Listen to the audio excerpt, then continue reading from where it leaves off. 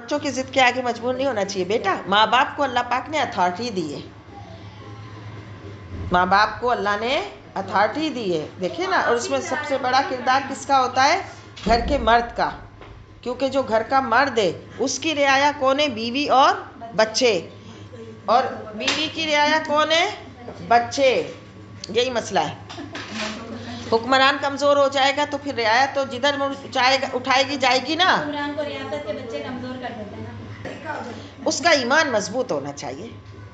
حکمران کا ایمان. آج کل کے بولتے ہیں کہ مطلب ایک شادی ہے سپوز تو زندگی میں ایک بار ہوئی ہے، ہمیں تو یہ ارمان ہے، ہمیں تو یہی تو بات ہے بیٹا کہ حکمران کے اندر اتنی پاور ہونی چاہیے کہ وہ بھی اپنی صحیح بات ان کو سمجھا سکے، سمجھا بھی سکے، منوا بھی سکے. سمجھانا کی مطلب کوئی یہ نہیں کہ ڈنڈا لے کے کھڑا ہوگا.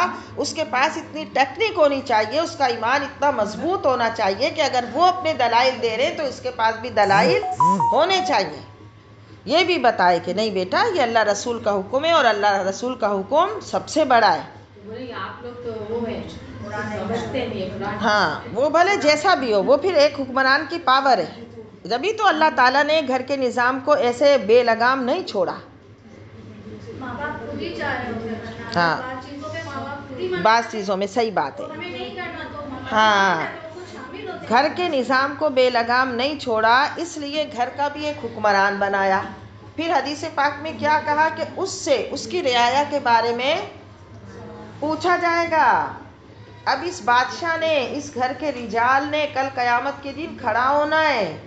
اللہ کی بارگاہ میں اس نے بتانا ہے اس نے کہاں سے کمایا اور اپنی رعایا کو کیسے پالا، اپنی رعایا کی کیسے پرورش کی، اس کی رعایا نے کیا کیا کیا. اس رعایا کی سارے کرنے کے جو بار ہیں اس اکیلے کے سر پہ ہوں گے.